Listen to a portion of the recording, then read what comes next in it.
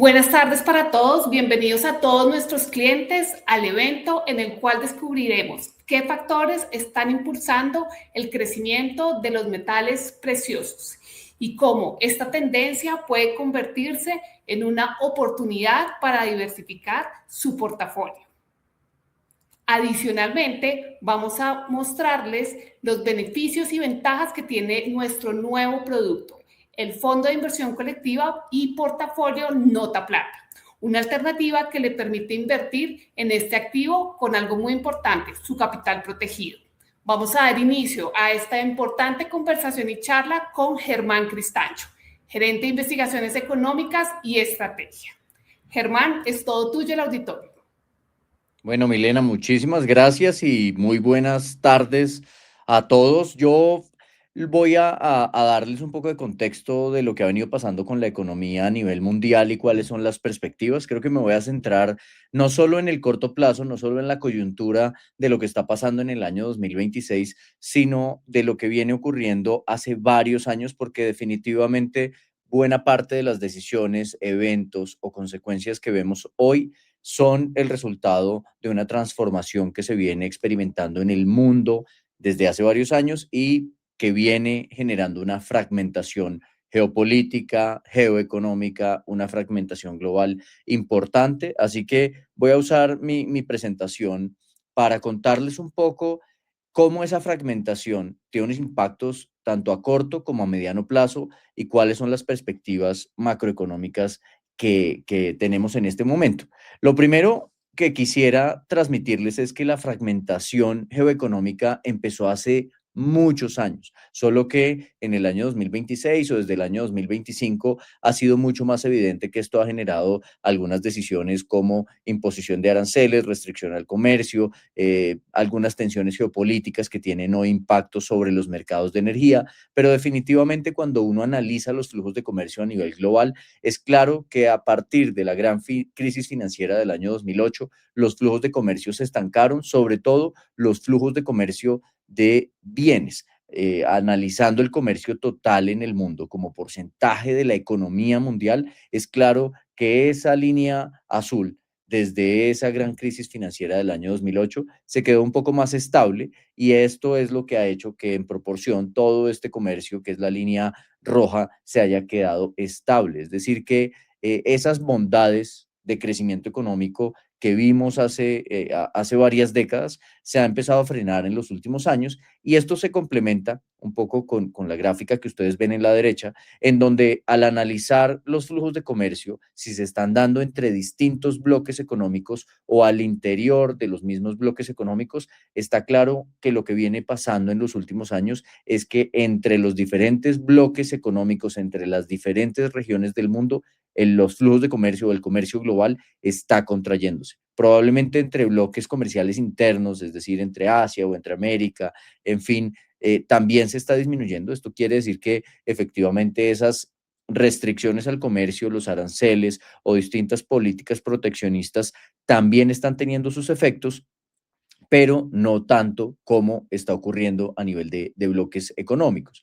Otro de los puntos importantes para ver esta fragmentación global y estas tendencias de largo plazo es importante tenerlas presentes en el mercado de tesoros o de bonos del tesoro americano, los bonos de deuda del gobierno norteamericano, en donde solo por ver algunos de los principales inversionistas o tenedores de estos bonos, que han sido Japón, China, el Reino Unido o Rusia, es claro como en los últimos años este rol de los inversionistas ha cambiado significativamente. Países como China iniciaron su proceso de venta de bonos del tesoro ya hace más de 10 años. Aceleraron su tendencia de vender bonos del tesoro a partir del año 2021 aproximadamente, y después de tener casi 1.2 trillones de dólares o 1.2 o 1.200 billones de dólares en las cifras norteamericanas, hoy tienen alrededor de unos 650.000 millones de dólares. En el caso de Rusia, la evolución también es importante.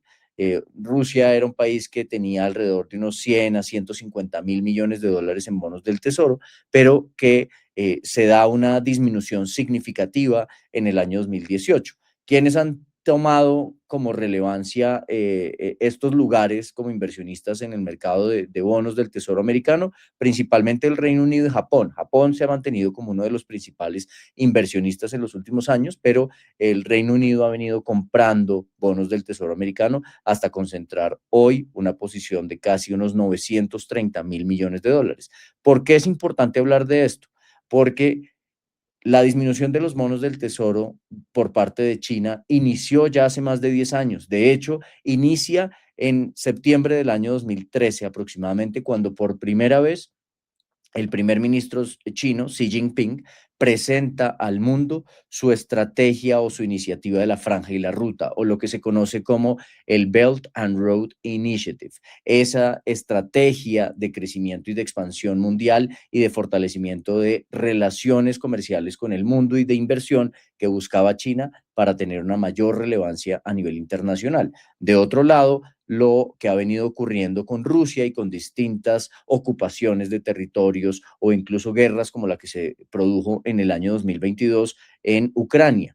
Esto en el año 2018, por ejemplo, después de la anexión de Crimea y después de ocupaciones adicionales, generó sanciones importantes por parte de Estados Unidos, tanto a personas como a empresas rusas, y fue lo que terminó llevando a que las tenencias de bonos del Tesoro se disminuyeran. ¿Por qué es relevante ver esto? Porque efectivamente sí logra uno darse cuenta que hay unos países, sobre todo en Asia o países emergentes, que han tratado de diversificar los activos en los que normalmente tenían invertidas sus reservas internacionales, y esto también ha significado un cambio importante en la forma como funciona el mundo en los últimos años. Ya más recientemente y a partir del año 2025 vimos a Estados Unidos imponer restricciones al comercio, aranceles importantes a todos sus socios comerciales prácticamente, pero de manera mucho más agresiva a China. Esa relación con China ha seguido en una posición bastante tensionante, a pesar de que se han llegado a algunos acuerdos comerciales, pero si se evalúan los flujos de comercio, si se evalúan las importaciones que realiza Estados Unidos, es claro cómo en los últimos años y a partir del año 2024 para acá, las importaciones provenientes de Taiwán, las importaciones provenientes de Vietnam hacia Estados Unidos han aumentado, han crecido casi un 80 o un 30% respectivamente, mientras que las importaciones provenientes de China han caído entre un 35 y un 40%. Por su parte, China lo que ha hecho es tratar de exportar a otras regiones del mundo. Sus exportaciones a Estados Unidos han caído cerca de un 30-35% y lo que ha buscado es exportar justamente a regiones como es la Unión Europea o como es la misma región asiática. Esto es importante. ¿Qué otra cosa ocurre en el mundo? Pues estamos ante distintos niveles de incertidumbre. En el año 2025, lo que capturaba la atención de los inversionistas, de los empresarios y de la economía mundial era principalmente la incertidumbre relacionada con los aranceles y la política comercial.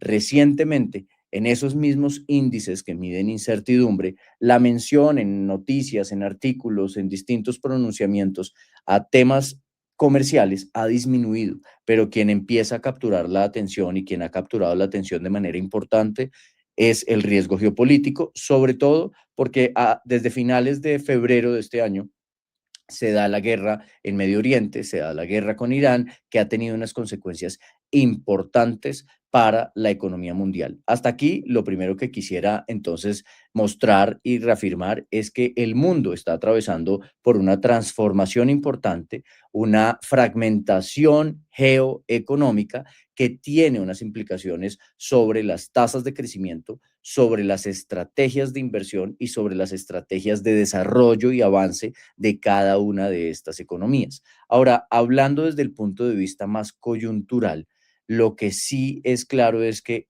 estas tensiones que estamos viendo en el Medio Oriente, el cierre del estrecho de Hormuz, representan unos riesgos importantes para el panorama económico que pueden generar mayores presiones de inflación y menores perspectivas sobre crecimiento económico, aunque como ya se darán cuenta más adelante, las perspectivas siguen siendo positivas, las perspectivas de mediano plazo y la perspectiva de los inversionistas, el desempeño de los mercados financieros es positivo, es algo que resulta llamativo en medio de este nivel de incertidumbre, que la respuesta de los inversionistas sea seguir invirtiendo en compañías, seguir invirtiendo en activos de riesgo, y ya vamos a entender un poco por qué ocurre esto.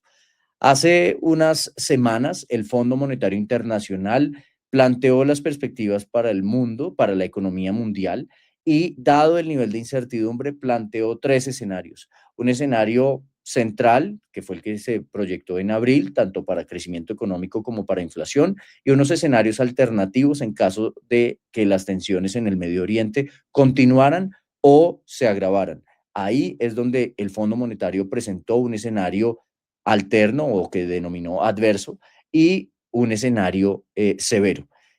Hace muy pocos días, tal vez la semana pasada o hace máximo unos 10 días, el Fondo Monetario Internacional, en vista que el cierre del estrecho de Hormuz se mantiene y las tensiones y la guerra en Irán se mantiene, decidió tomar ahora como su escenario central el escenario adverso, ya no el escenario que había presentado en abril. Pero esto, ¿en qué se traduce? En que las proyecciones sobre crecimiento económico que se habían planteado para abril en el año 2026, una expectativa de 3.1%, y para el año 2027 una expectativa de 3.2%, ahora apuntan a unas tasas de crecimiento un poco más bajas, cercanas a 2.6% y 3%, con una principal afectación en el año 2026.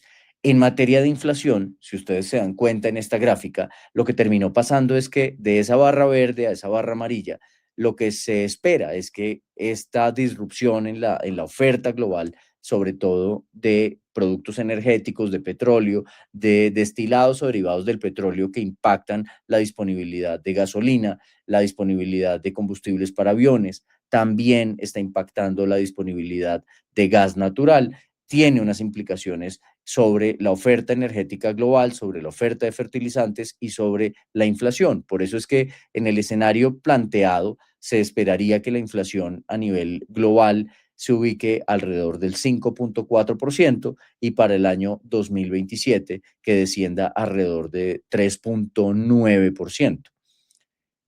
La situación en el Medio Oriente y en el Estrecho de Hormuz sigue siendo muy relevante y complicada. Cuando se analiza el número de buques que circula o que atraviesa el Estrecho de Hormuz, ese estrecho por el que circula casi una cuarta parte del petróleo que se consume a nivel mundial, vean que el número de buques que transita desde finales de febrero hasta hoy sigue siendo muy poco, prácticamente nulo el tráfico. Eso quiere decir que todavía las disrupciones de oferta en el mundo siguen existiendo y que la forma en la que se ha podido hacer frente a esto es básicamente a través de la liberación de reservas estratégicas de petróleo por parte de Estados Unidos o por parte de los países miembros del G7, por mayor producción petrolera por parte de Estados Unidos. De hecho, si uno sumara la producción de petróleo crudo, la producción de derivados de petróleo, Estados Unidos alcanzó un récord histórico en el mes de abril, ofreciendo y exportando más de 14.8 millones de barriles equivalentes de petróleo por día, insisto, tanto en petróleo crudo como en productos derivados. Y esto, si bien está beneficiando sus cifras de comercio exterior, sus cifras de exportaciones, pues de todos modos da cuenta de lo que está teniendo que hacer Estados Unidos y algunos países productores para evitar que los precios de los productos energéticos y de los combustibles sigan presionándose al alza. Recientemente hemos visto algunas moderaciones en los precios de la referencia Brent ante expectativas de que efectivamente Estados Unidos pueda llegar a algún acuerdo con Irán, pero si ustedes se dan cuenta en la gráfica de la derecha y cuando se analiza el nivel de almacenamiento versus los niveles históricos o promedio en Europa, los niveles de almacenamiento de gas natural, en el año 2026, Europa arranca con unos niveles de gas natural bastante bajos, lo que representa unos riesgos importantes sobre lo cual pueda pasar con los precios de los energéticos. Esto ya se está traduciendo en los precios a los consumidores. En Estados Unidos, la inflación con los datos más recientes se ubicó en 3,8% y cuando uno la analiza por componentes, uno se da cuenta que incluso no solo fueron los energéticos, no solo fue la gasolina la que aumentó los precios a los consumidores en Estados Unidos, sino que también en el rubro de bienes o en el rubro de alimentos se presentaron incrementos importantes. ¿Qué pasa con los alimentos? ¿Y qué pasa con los servicios? ¿Y qué pasa con otros frentes que están generando presiones? En el frente de servicios es principalmente servicios de transporte, lo que ya empieza a presionar un poco ese costo de vida de los norteamericanos, y servicio de transporte tuvo un incremento del 4,3% anual. Y en el caso de los alimentos, lo que vimos, y en el caso de los combustibles, lo que vimos es que tanto los insumos agrícolas como los fertilizantes empiezan a tener un incremento importante. El azufre, por ejemplo, empieza a tener unos aumentos significativos, el gas insisto, los fertilizantes, así que esas presiones inflacionarias, que son impactos de corto plazo, empiezan a generar unos cambios en las expectativas. El año 2026 es un año bien particular porque, aparte de todo lo que está ocurriendo, hacia el mes de noviembre se llevarán a cabo las elecciones de medio término o de medio tiempo en el Congreso de Estados Unidos. Se elige una parte del Congreso de Estados Unidos. Y para esto es importante ver que lo que está ocurriendo en este momento en el mundo está impactando negativamente la favorabilidad de la administración Trump, según una encuesta revelada por Reuters Ipsos. La favorabilidad o la opinión que tienen los estadounidenses sobre cómo está manejando la economía el presidente Donald Trump, si ustedes se dan cuenta, ha venido creciendo la proporción mayoritaria que desaprueba esta gestión. Esto al final está llevando a que, si vemos un poco las expectativas de los inversionistas, se ve que probablemente ese control y ese poder que hoy tiene el Partido Republicano en el Congreso norteamericano puede cambiar y podría, en el escenario central para los inversionistas, la composición mayoritaria de la Cámara sería demócrata y el Senado continuaría siendo republicano. Pero hay una proporción no menor que considera que la Cámara y el Senado podrían pasar a ser de control demócrata. Esto, sin duda, es uno de los eventos más importantes desde el punto de vista de la política y de la capacidad de gestión y poder político y capital político que podría tener la administración Trump hacia adelante, pero que está muy ligada con lo que está pasando a nivel económico en este momento. Sin embargo, cuando se le pregunta a los inversionistas cuál es su panorama para los próximos 12 meses, los inversionistas no están preocupados. La última encuesta de Bank of America muestra que para los próximos 12 meses la proporción mayoritaria de estos inversionistas considera que la economía o no va a aterrizar, es decir, no se va a desacelerar, o que en caso de que lo haga va a tener una desaceleración muy moderada, muy suave. El escenario central de recesión para ningunos, o para una pequeña parte de estos inversionistas es tal vez el escenario central, pero la mayoría de los inversionistas, por no decir que más del 95% de los inversionistas globales, tiene una perspectiva positiva sobre la economía global para los próximos 12 meses. Resulta muy curioso, después de haber analizado todas las transformaciones que está teniendo el mundo y la economía y los impactos que ya se están viendo en el corto plazo. Una de las principales razones de esto es el gran volumen de inversión que se está viendo en países como Estados Unidos o en países como China, y también seguramente en países como Europa, que empezará a crecer muy fuertemente. Si yo tomo como referencia solo compañías como Amazon, Alphabet, Meta y Microsoft, y tomo como referencia los planes de inversión que estas compañías han anunciado para el año 2026, se tendría una expectativa de inversión de unos 710.000 millones de dólares. 710.000 millones de dólares es una cifra muy relevante para Estados Unidos, pero además de ser relevante, es un crecimiento impresionante comparativamente contra las cifras de inversión que se realizaban hace 2 o 3 años en este país. ¿Esto qué quiere decir? Que efectivamente las empresas están invirtiendo fuertemente, están invirtiendo en tecnología y están invirtiendo para el desarrollo de inteligencia artificial. Aquí es donde se vuelve relevante analizar, por ejemplo, la más reciente perspectiva mundial perdón, la perspectiva global que dio a conocer el Banco Mundial. Y es un poco qué es lo que está llevando para el caso de los metales, a que se dé un aumento en la demanda de los metales industriales incluso. Y si ustedes se dan cuenta, tomando como base el año 2022, los conceptos de ventas de vehículos eléctricos y la inversión en inteligencia artificial son los principales factores o drivers que están llevando a que la demanda por metales industriales crezca significativamente. ¿Qué lógica tiene esto?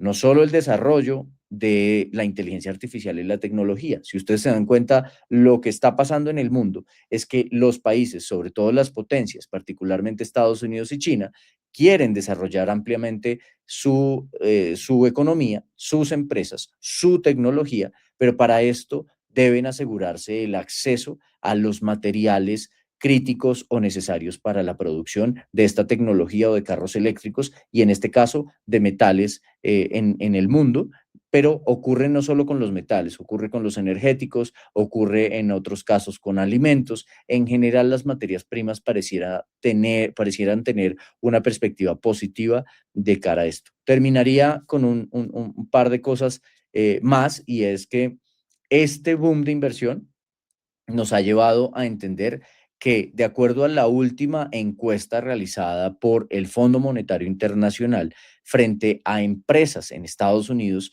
y el uso de la inteligencia artificial, ya casi el 20% del total de empresas en Estados Unidos usa inteligencia artificial para alguno de sus procesos.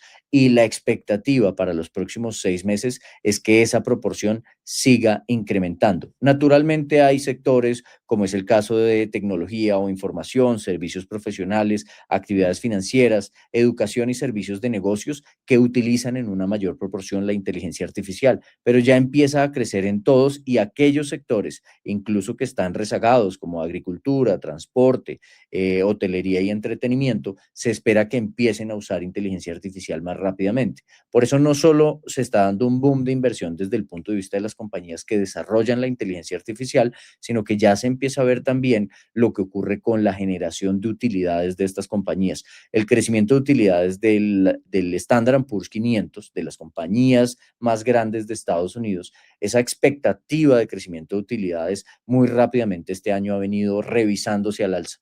El año pasado teníamos, de acuerdo al consenso de mercado, una expectativa de crecimiento de utilidades cercano al 13%. Hoy esa expectativa es más cercana al 19, 20 o en algunos casos 23%.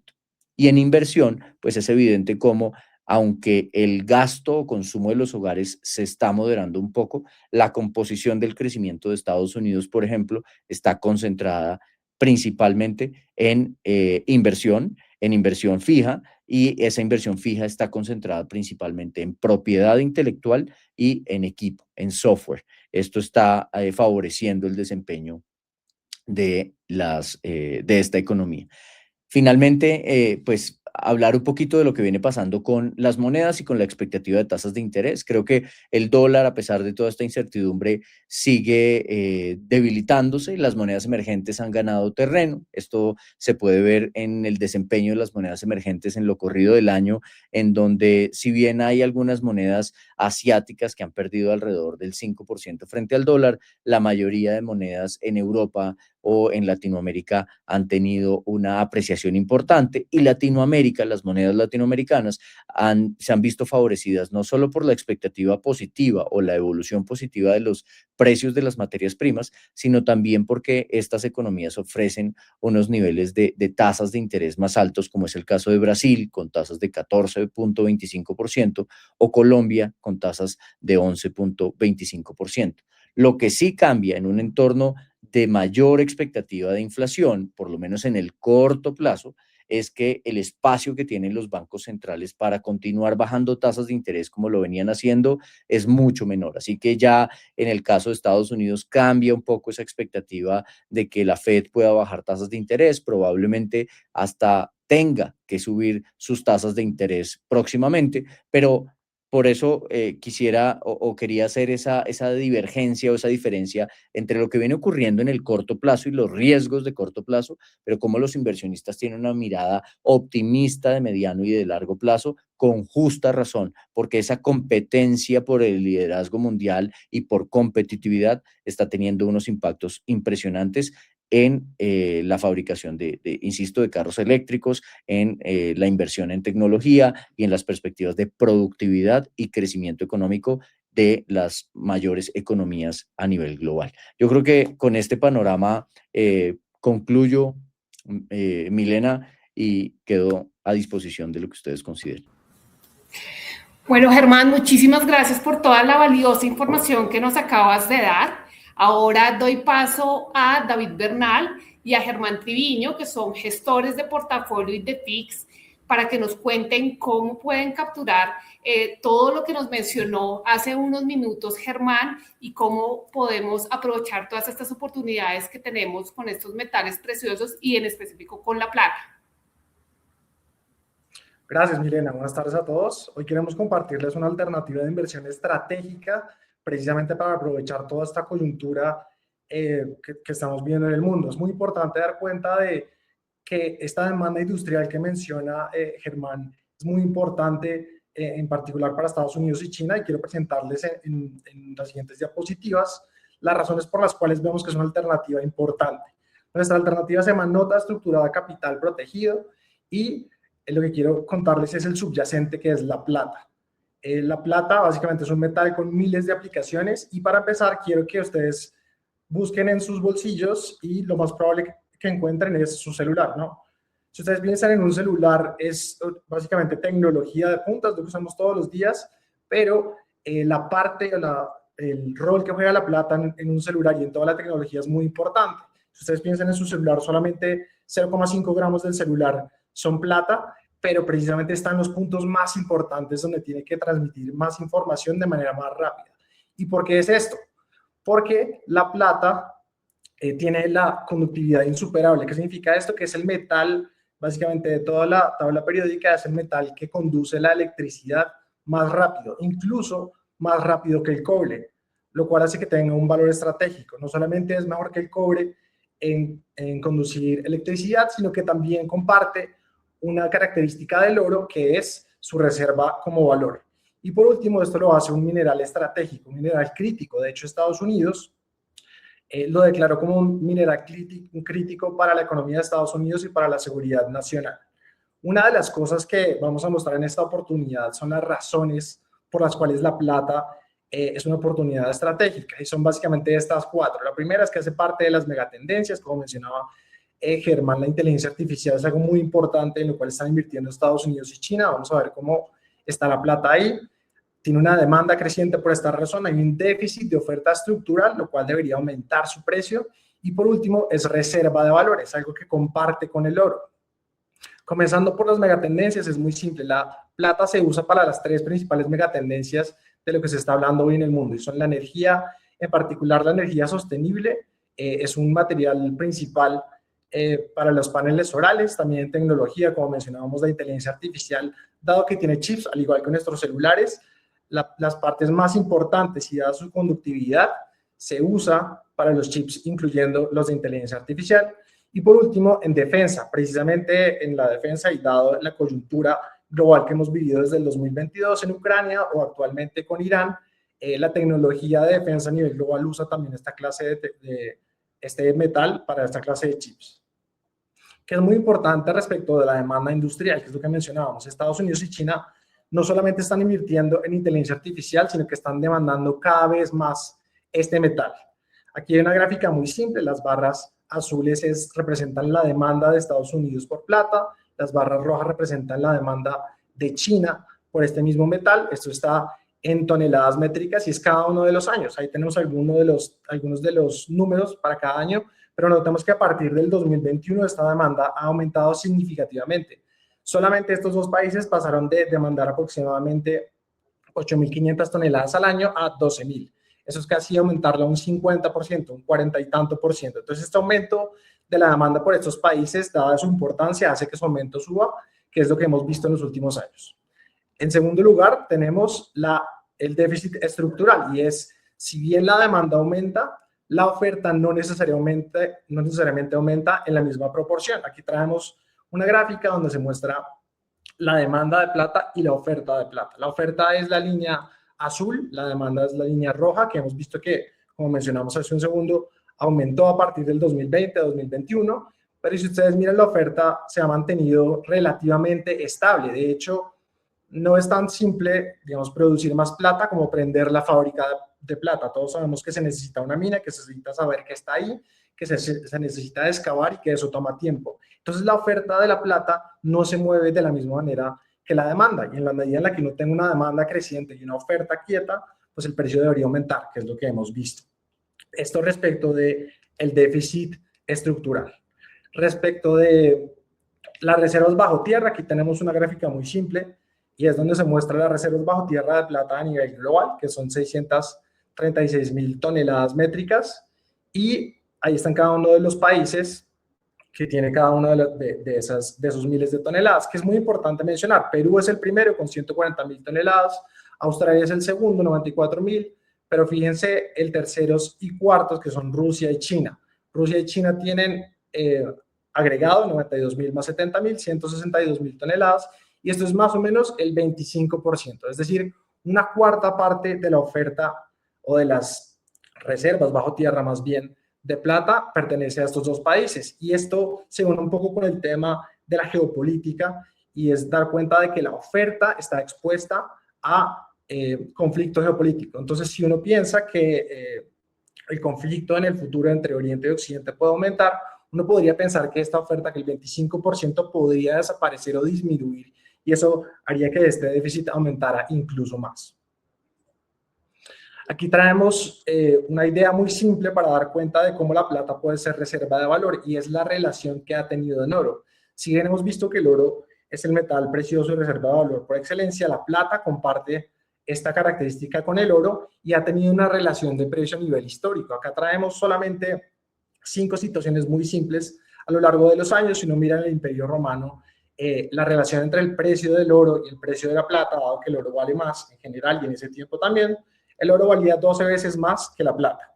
Si uno se va más adelante, el año 1790 y tanto, en Estados Unidos era más o menos una relación de 15-1.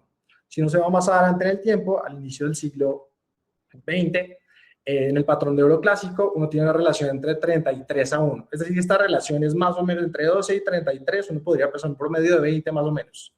Si uno se va al COVID, el COVID fue un momento en el cual precisamente hubo pues esta gran crisis global económica que disminuyó la producción industrial, pero que aumentó la demanda por metales preciosos. Pues aquí se ve una disrupción significativa, y es que el valor era 125 veces a 1. El oro valía 125 veces más que la plata, pero recordemos que ese fue un momento específico en el cual básicamente la demanda industrial era muy baja.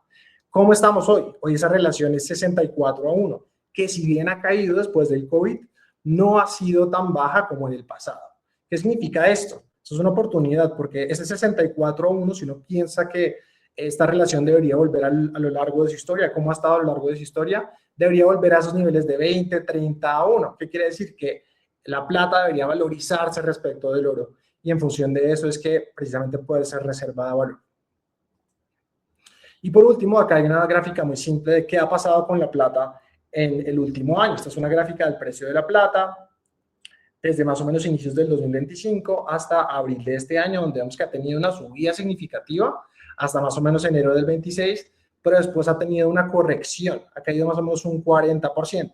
Si bien esto ha sido una corrección, una caída de precio, esto representa una oportunidad gigante, porque es comprar la plata a un precio descontado, 40% de descuento desde su máximo, teniendo en cuenta todas estas oportunidades, que hay una demanda significativa, que hay menos oferta y que es un metal estratégico e importante para las megatendencias. La siguiente pregunta que nos hacemos es, bueno, ¿y esta oportunidad que traemos acá, cómo podemos aprovecharla? ¿Cómo podemos capturar esta oportunidad del potencial alcista del precio de la plata, pero limitando el riesgo del capital? Y aquí es donde invito a Germán a contarnos esta oportunidad. Bueno, David, primero muchas gracias por esa explicación. Al final, todos estos argumentos nos reflejan más una caída del precio, que estamos al frente de una gran oportunidad que tenemos en el metal de la plata. Y acá en Davivienda tenemos una filosofía, y es que una gran idea o una gran oportunidad debe estar apalancada por una muy buena estructura que potencialice su valor. Y acá es donde les queremos presentar a nuestro portafolio Nota Plata Capital Protegido. Ese es un portafolio que nos va a permitir participar en el comportamiento de la plata al mismo tiempo que vamos a proteger el capital. Y ya vamos a pasar por las características. Primero, el subyacente que escogimos es el ETF SLV. ¿Y eso qué quiere decir? Es un fondo transable que es administrado por BlackRock, que es el administrador de activos más grande del mundo, y es el fondo más grande que replica el movimiento de la plata.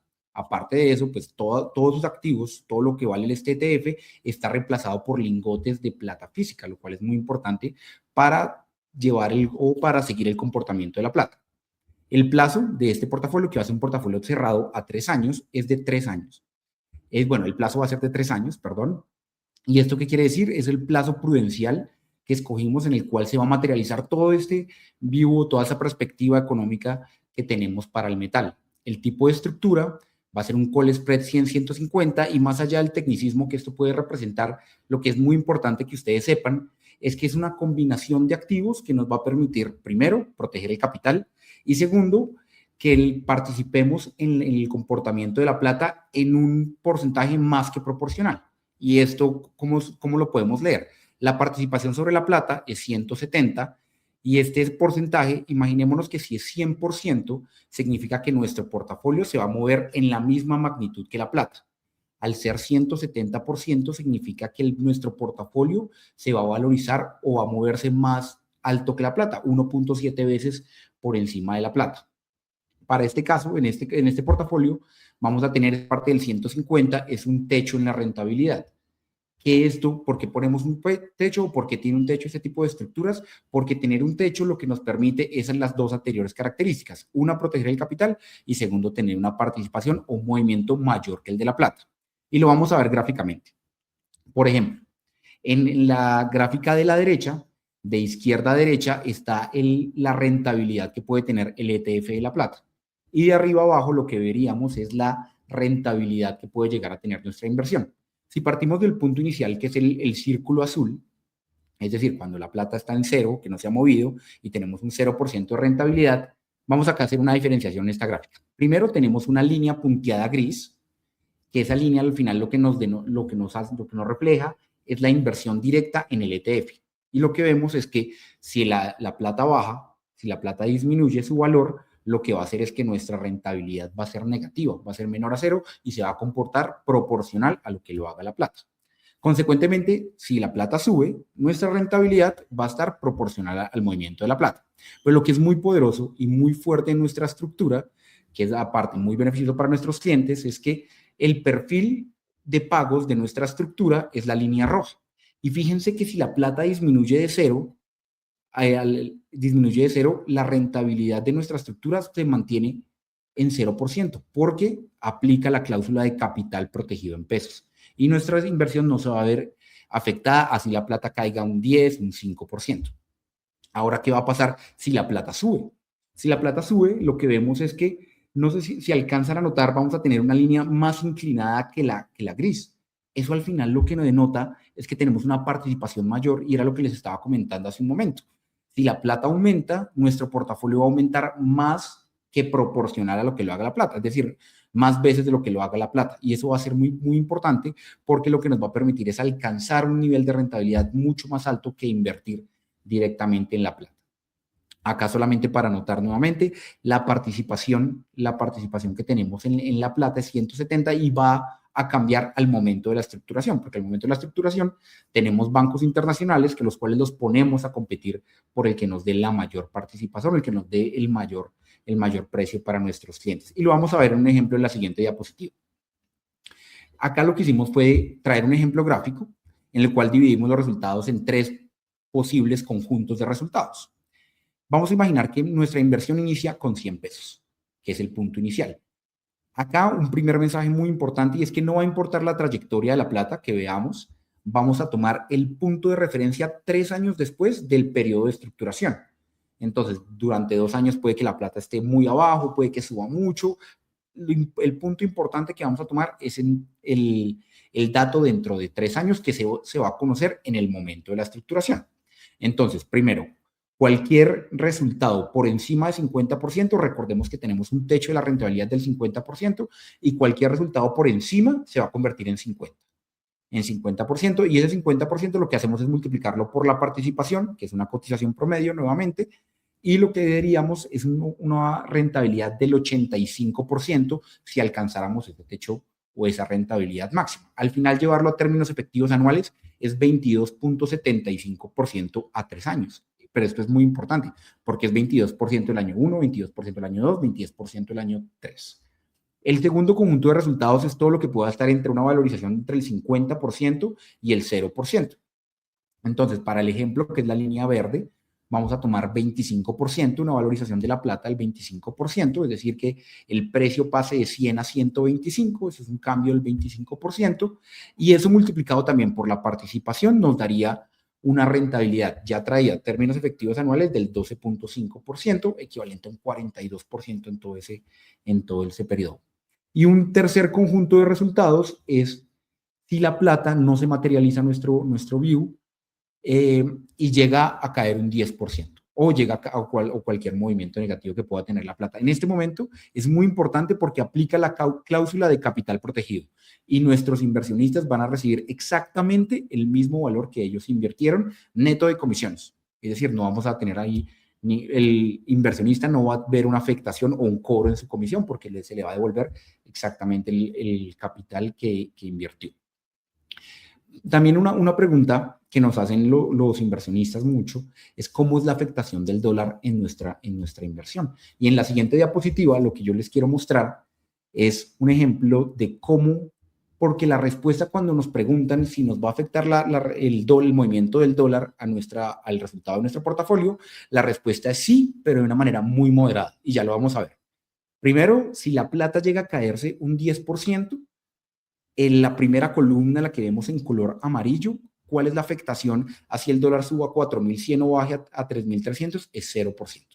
No vamos a tener ninguna afectación si el resultado de la plata es negativo, porque recordemos que nuestro portafolio es capital protegido en pesos y ahí no vamos a tener ninguna afectación. El movimiento del dólar o la sensibilidad que va a tener nuestro portafolio al dólar lo vamos a tener cuando la plata tenga un resultado positivo, es decir, un rendimiento positivo respecto al periodo de estructuración. Entonces, vamos a ir a un ejemplo de la última columna. Si llegamos a la rentabilidad máxima de la plata, si la plata sube un 50%, ya habíamos visto en la rentabilidad anterior, estas rentabilidades que estamos viendo son en términos efectivos anuales. Si llegamos al 50%, tenemos un 22.75% efectivo anual. Y si el dólar se sube a 4.100, es decir, como un 11%, nuestra rentabilidad va a cambiar en 2%. Y si el dólar se nos llega a caer a un 11%, a 3.300, nuestra rentabilidad va a verse afectada en un 2%. Realmente es casi menos de un 10% de lo que se pueda tener en el movimiento de la plata, y por ende podemos concluir que la afectación de la sensibilidad del dólar existe, pero es mínima, y solo si el portafolio tiene o la plata tiene un comportamiento positivo. Por último, quiero acá traerles por qué deberíamos hacerlo con Davivienda, por qué hacerlo con Davivienda. Y lo que les queremos traer es que en los últimos 6 años Davivienda se ha especializado en entregar estrategias cerradas a nuestros clientes que suman un monto no menor de 1.15 billones de pesos. Lo que hemos hecho en estructuras cerradas. Hemos hecho 18 estrategias, de los cuales son 10 sintéticos a tasa fija y 8 notas estructuradas. Esta sería nuestra 9ª nota, y hemos hecho diferentes temáticas. Hemos hecho 2 en inteligencia artificial, 3 en Europa, 2 en sectores de Estados Unidos. Hemos hecho directamente en oro, y esta seguiría nuestra segunda nota de commodities con el subyacente de plata, en el cual vemos que hay una gran oportunidad. Por eso les quiero dejar esta reflexión.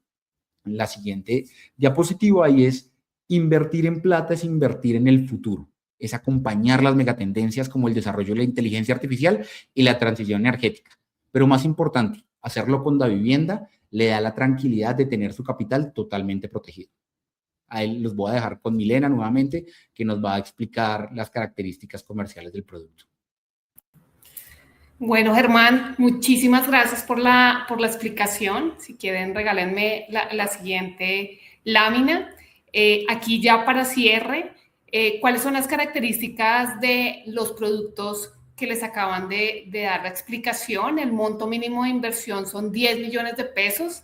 El tipo de fondo en el que van a invertir sería de tipo cerrado, con un plazo a 3 años. Tenemos una comisión del 1.5% efectivo anual y este producto está dirigido a clientes con perfil de riesgo moderado. Y tenemos, importantísimo, un potencial de rentabilidad del 15.2% efectivo anual. ¿Cuál es el siguiente paso? Y esperamos pues que con toda esta explicación que nos dio David, Germán y Germán al inicio, definitivamente consideramos que La Plata hoy está en el centro de industrias y que está definiendo el futuro del mundo. Lo que es la inteligencia artificial, la energía solar, los vehículos electrónicos y la tecnología avanzada. Estoy totalmente segura que les llamó la atención los dos productos que les acabamos de explicar.